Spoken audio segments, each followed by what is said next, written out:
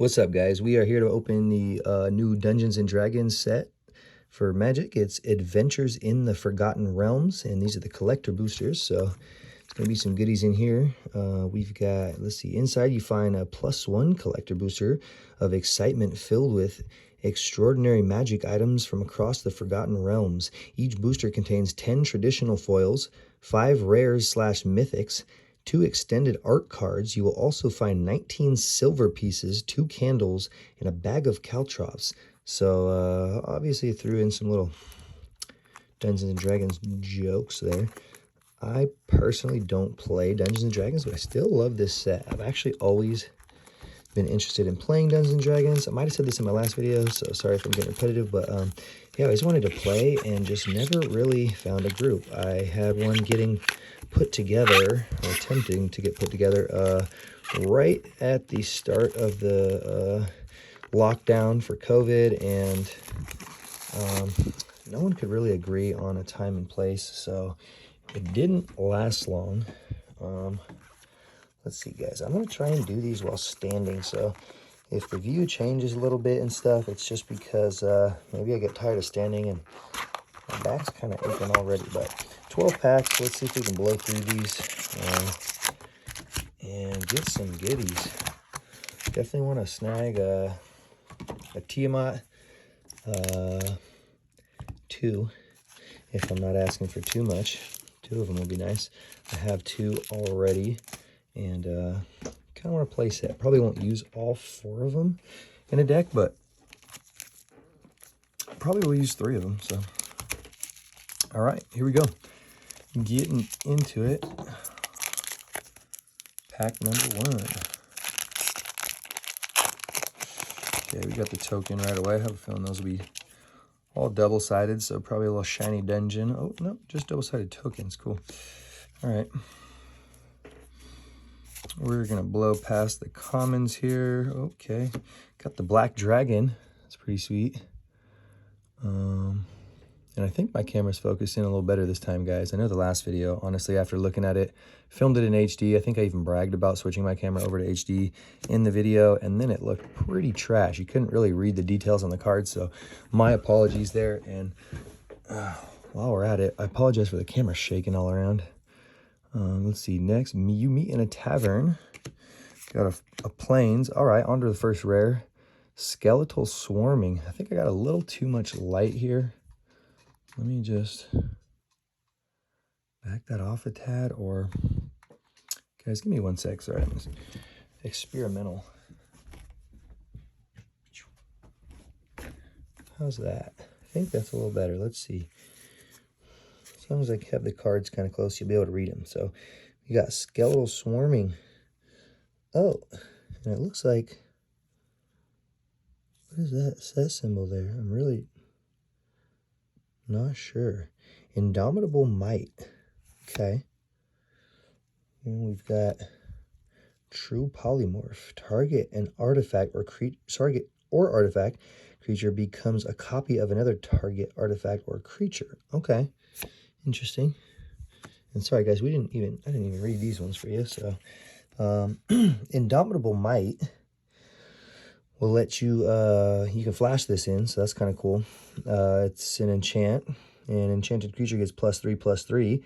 Enchanted creature's controller may have it assign its combat damage as though it weren't blocked. Interesting. Curious to see how that plays. And then Skeletal Swarming here. Each skeleton you control has trample, attacks each combat if able, and gets +X/+0, where X is the number of other skeletons you control. That could be pretty powerful. At the beginning of your end step, create a tapped 1/1 black skeleton creature token. If a creature died this turn, create 2 of those tokens instead. Pretty sweet. And I got the foil. So we got, do got some commons here though, but they are the alt actually. So Goblin Javelineer. Gretchen, she's pretty sweet. Guess we got 2. We can put those with the... Oh, yes, Minion of the Mighty. Definitely something I'm looking to play in a Dragon's Tribal deck with Tiamat. So, want to play a set of those guys for sure as a 1-drop. I know he doesn't got any power, but you can see that whenever minions of the mighty attacks, if you are attacked with creatures, if you attacked with creatures with total power of 6 or greater this combat, you may put a dragon creature from your hand into the battlefield, tapped and attacking. Sheesh. Pretty sweet. Where's that going? I'll put that there. We got a comment with that. Oh, and then we got a foil, the Hall of the Storm Giants. That is super sick. Look at that. So, if you guys aren't familiar, there's a set of these rare creature lands in this set, and one for each color. This one is obviously for blue, and let's see, if you control 2 or more other lands, Hall of Storm Giants enters battlefield tapped. So you probably want to get them down early. You can tap them for a mana for an island. But for 5 and an island, until the end of turn, Hall of Storm Giants becomes a 7/7 blue giant creature with Ward 3. And it's still a land, so harder to target. That's a pretty sweet card right there. All right, my back is aching already. I apologize, guys. I'll try and hold them up close to the camera so we don't get that blurry kind of can't read it. In fact, I think my camera is just working a little better. I can read them a little bit better from a full distance. Let's see. These need to go in the bag. All right, sorry guys, had some stuff in the way of my feet. Oh, steady that boy out. All right, a double-sided token. All right, common. Oh, these feel so thick. Huh. All right. All right, we got Lightfoot Rogue, Purple Worm. That's a sweet card. I love the animation of that Purple Worm. We've got ourselves an island foil. Sphere of Annihilation. All right, this is kind of a complicated card. Sphere of Annihilation enters the battlefield with X void counters on it. At the beginning of your upkeep, exile Sphere of Annihilation all creatures and planeswalkers with mana value less than or equal to the number of void counters on it, and all creatures and planeswalkers cards in graveyards with mana value less than or equal to it, equal to the number of void counters on it. So, yeah, just I guess a board wipe in a sense, depending on if you have enough mana, or depending on the mana value of the creatures on the board. Huh. And not sure what that little... Maybe that's a commander card. I think that's what's going on. Stuff with a shield is usually commander, so maybe I'm getting... maybe there's a commander slot in here? I'm not sure. Did it say that on the box? Let's go check that.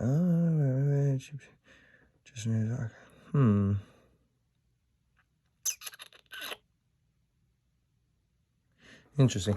Yeah, haven't bought any of the pre-con commander decks for this set, so don't know what that symbol is, but that's going to be my guess. And where were we putting those ones real quick? I guess we'll make them in their own pile, just in case, huh? All right, and then we got Orb of Dragonkind. For 1 and 1 mountain, you can play this artifact, and for 1 of any color, add 2 mana in any combination of colors. Spend this mana only to cast dragon spells or activate abilities of dragons. And you can also pay a mountain and tap and sacrifice for to look at the top 7 cards of your library. You may reveal a dragon card from among them and put it into your hand. Put the rest on the bottom of your library in any random order. Guys, this is a great rare to play with those other 2 guys I was talking about earlier, Minion of the Mighty. You also got Tiamat. So you're really just going to be picking through your deck for dragons and playing some hefty dragons, guys. Those are pretty sweet. Criddle, this is another one, guys. This is uncommon but worth explaining because this guy's pretty sweet. He's really fun to play with. I just drafted this weekend with the set, and Criddle did very well for me. When Criddle of Baldur's Gate enters... oh, God, I'm just making stuff up, guys. When Critical of Baldur's Gate deals combat damage to a player, that player loses 1 life, mills a card, then you gain 1 life and scry 1. Also, whenever you attack, you may pay 2 of any color. If you do, target creature can't be blocked this turn. So, yeah, and you can just go ahead and target Criddle there so that he gets in there and smacks that damage. So, you know, basically for 2 mana, you can make sure you're milling them, draining them, gaining, and scrying. So, man, honestly, some of my favorite cards in this set are a couple of the uncommons, like Criddle of Baldur's Gate and Kalain, the Reclusive Painter, is pretty sweet too. She puts a 1/1 buff on any creature entering the battlefield that was paid for with a Gelatinous Cube. Hell yeah.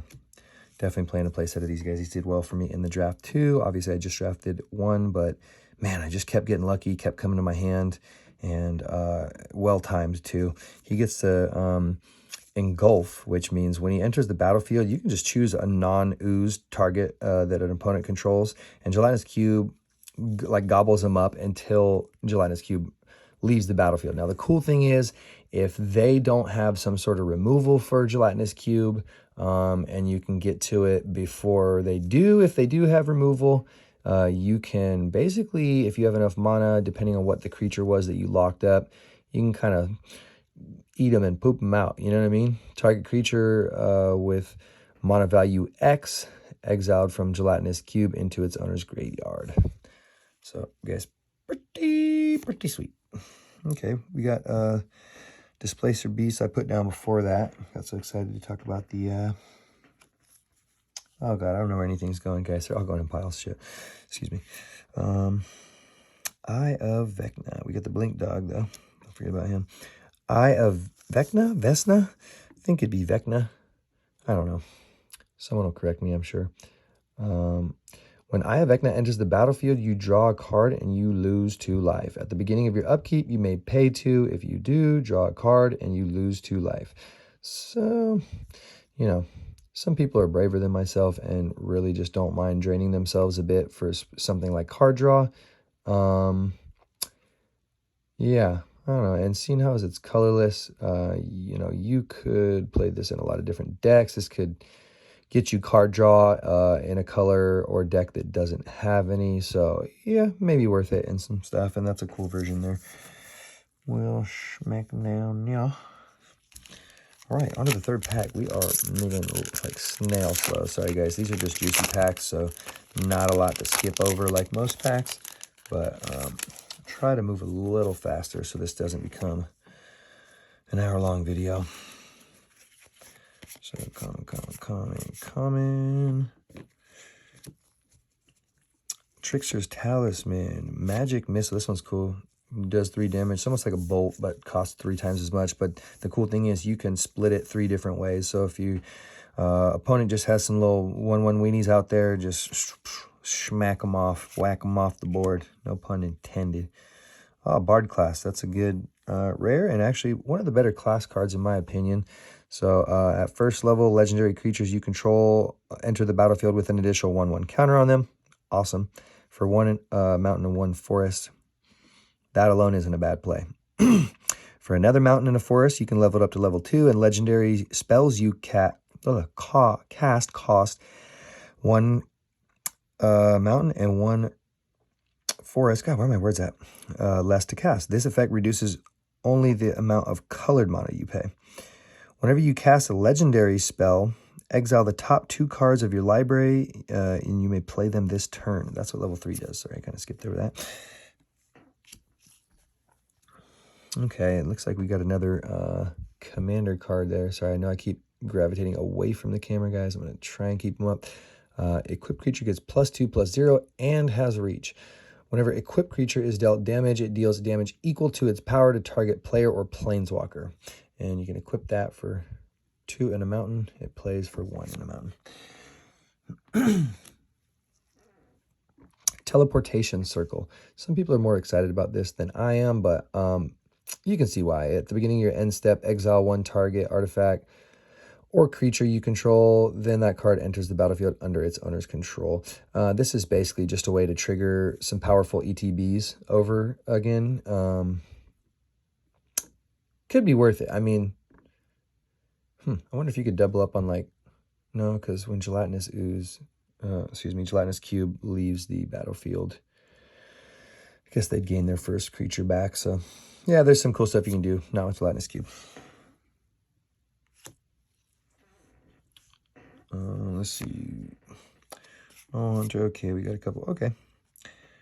Drizzt Do'Urden. This for 3, a forest and a plains. This legendary elf ranger has double strike. When it enters the battlefield, create Guinevere,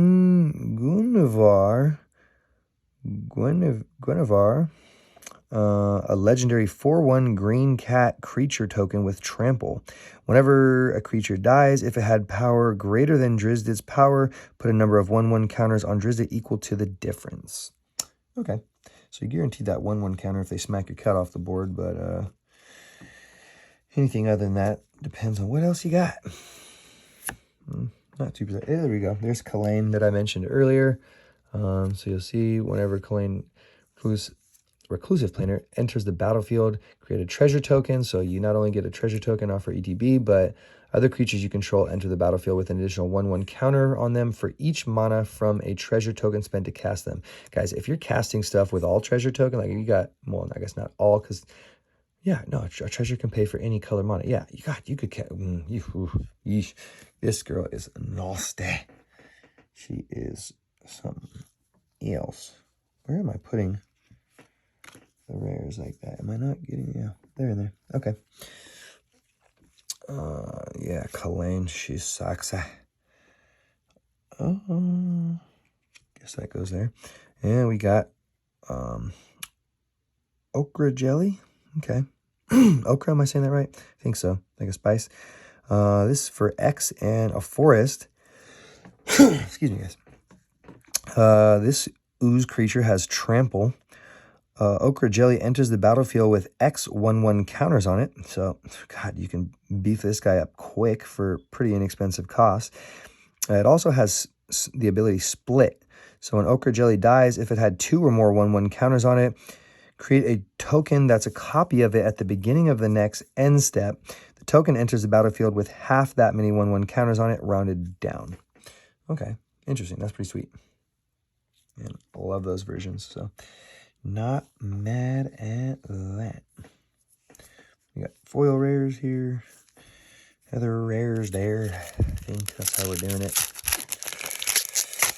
Oh, what are you guys hoping to see me pull? I definitely want like a showcase. Oof, if I'm not asking for too much, maybe foil on top of that. Tiamat. Come on, baby. Okay, Ray of Enfeeblement. Love that card actually as a form of removal for 1 swamp. -4/-1. But if it's white, -4/-4. Great for a sideboard in a black deck or anything with black in it, even if you're just splashing, because 1 swamp. And if you're playing against white, pretty powerful removal card for 1 swamp. What are we doing here? Split the party. Bang, bang. We got our foil swamp there. We got white. White enters the battlefield tapped. It has an ability, Life Drain. Whenever a creature dealt damage by white dies this turn, create a tapped 2/2 black zombie creature token and exile that card. So, exile the creature that died. Okay. Death Tyrant. Interesting. These commander cards are looking pretty beefy, honestly. We're not going to go over them, though, because we ain't here for commander. Not right now, anyway. Yuan-Ti Malison.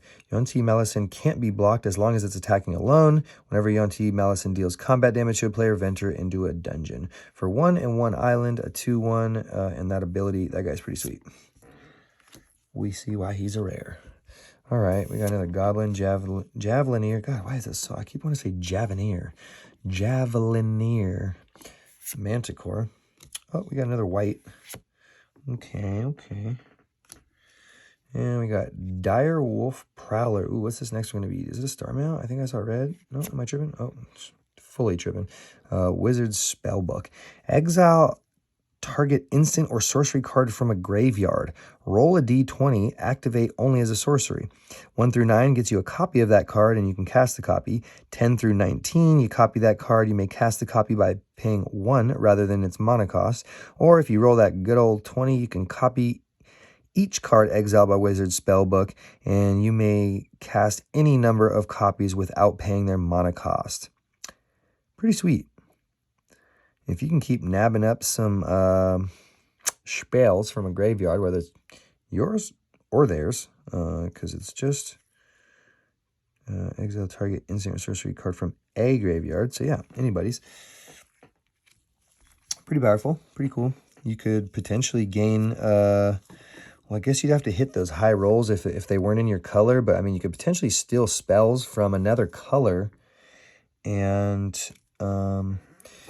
then cast them, because if you roll a 10 through 19, you're just going to pay 1 colorless, so one of any color. So, I mean, you could be like playing like blue counter spells out of somebody's deck or something without even having blue in your deck. So that is kind of cool.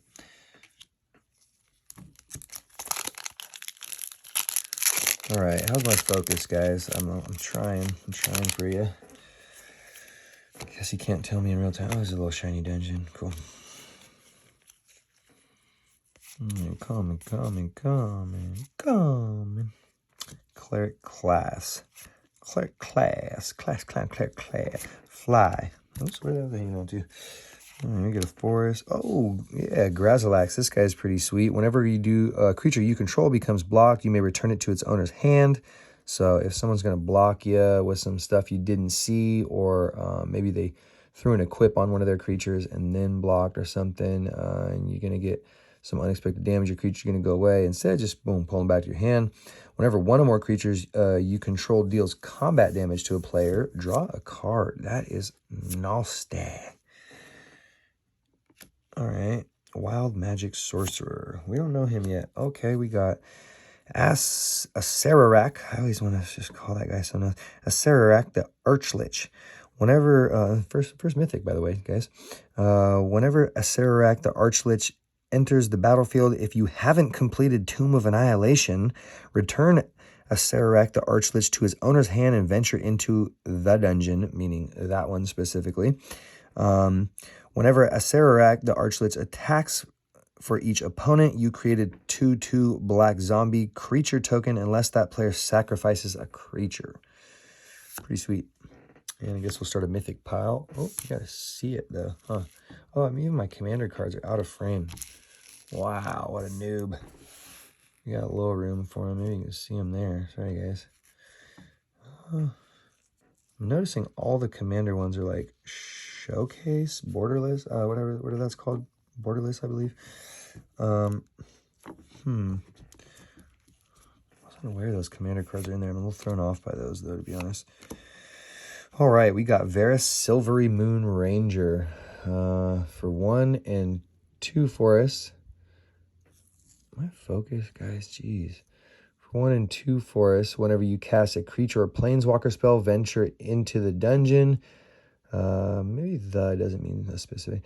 The ability triggers only once each turn. Whenever you complete a dungeon, create a 2/2 green wolf creature token. Pretty sweet. It's kind of a weak pack, though. There's something else back there. There's something else back there. What's it going to be? Okay. Huh. I'm not going to lie, guys. A little caught off guard. A card I didn't even know was in the set.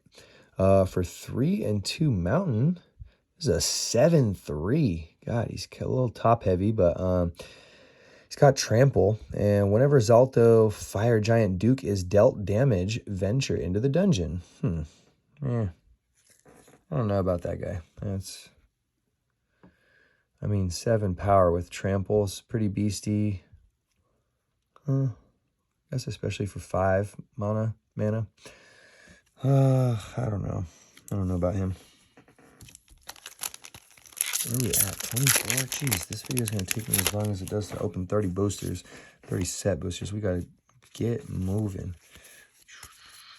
Probably going to cut down some of the descriptions, especially Uncommons, guys. I mean, uncommons even. Grimoire, this guy's got flash, though. Just know that. Play him. He's cool. Prosperous Innkeeper. Boom! There we go. Ooh. We got the foil Lolth Spider Queen. She's nasty. Whenever you create... God, whenever a creature you control dies, put a loyalty counter on Lolth Spider Queen. For 0, you can draw a card and you lose 1 life. For -3, create 2 2/1 black spider creature tokens with menace and reach. You get an emblem with for -8, sorry, so her ultimate is you get an emblem with whenever an opponent is dealt combat damage by 1 or more creatures you control. If that player lost less than 8 life, they lose equal to the difference. So you're basically going to start smacking for 8 life. Dang time. Sweet mythic foil. Ride the Avalanche seems to be our commander card. We're not going to get into that. Orcus, this guy is sweet. You can choose that to be 0 if you want to cut his cost down, because for 5/3 for 4 mana is pretty sweet. I keep saying mana. He's got flying and trample. If you do choose to pay X when Orcus Prince of Undeath enters the battlefield, choose 1. You can either each other creature gets -X until the end of turn. You lose X life. You got to be careful because that will target your creatures too. Or you can return up to X target creature cards with total mana value X or less from your graveyard to the battlefield. They gain haste until end of turn. Pretty sweet. Like that guy. And that's a little showcase. Well, I mean, borderless. Jeez, my words are not with me tonight, guys. Sorry. Oh, I don't know about all these comments. Oh, yeah, doggy. That's what I'm talking about. Inferno of the Star Mounts. Oh, that's the showcase borderless. Now I'm speaking right. Alt art, something like that. Jeez, this is a beast, guys. For 4 and 2 mountains, it's a 6/6 dragon. He can't be countered. He's got flying and haste. And for 1 mountain, and obviously trigger as many mountains as you want or can. Inferno of Star Mount gets +1/+0 until end of turn.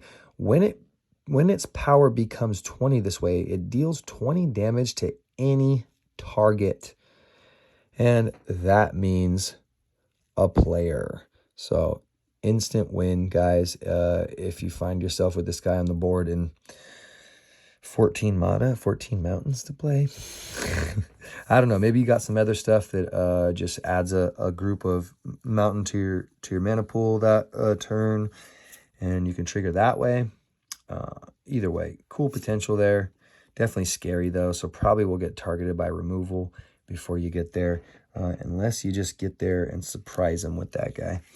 Okay, we got the Owl Bear, and then we got Long Rest.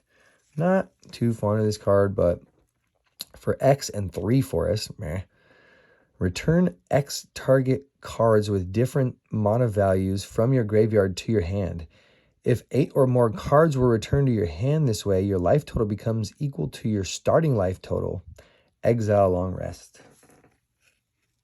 I guess that's pretty sweet, but I just don't know how playable that really is. Yeah. I mean, so what? Yeah, for 11 mana, it's going to trigger the secondary part of the ability. I don't know. A little expensive for my taste. Like, if you end up with that in your hand on, like, I don't know, turn 1 through 7, 8 even, you're probably just, what do you do with it until then, All right. There's another sweet one to play with dragons if you got white in there. As the end of the battlefield. Okay, we gotta stop spending time on these though. Sorry.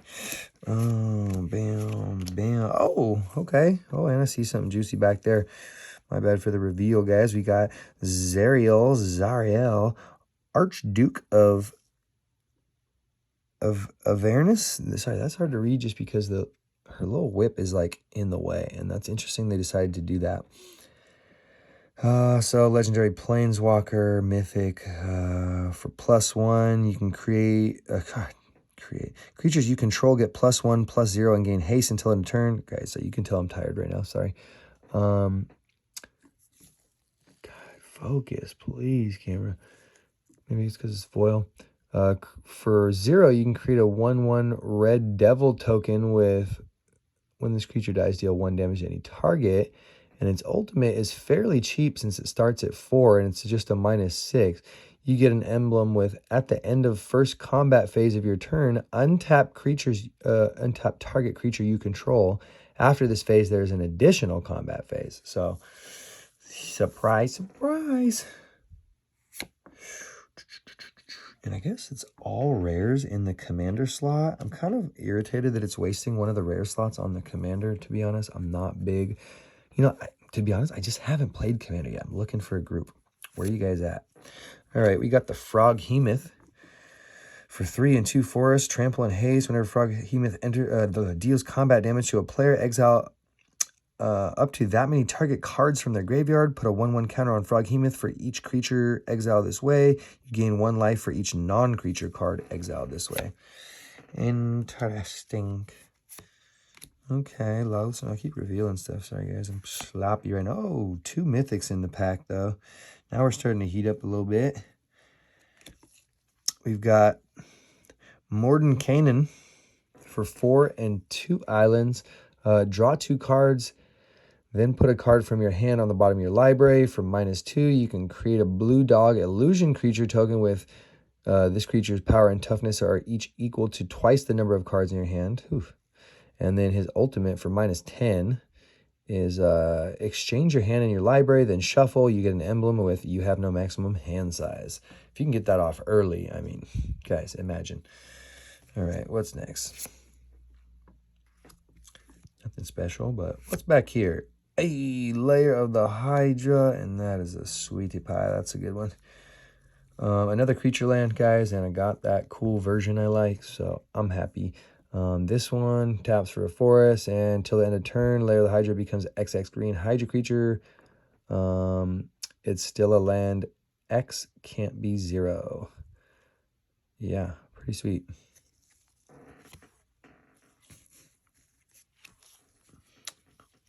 Jeez, we're moving slow. I really got to pick this up. Ooh.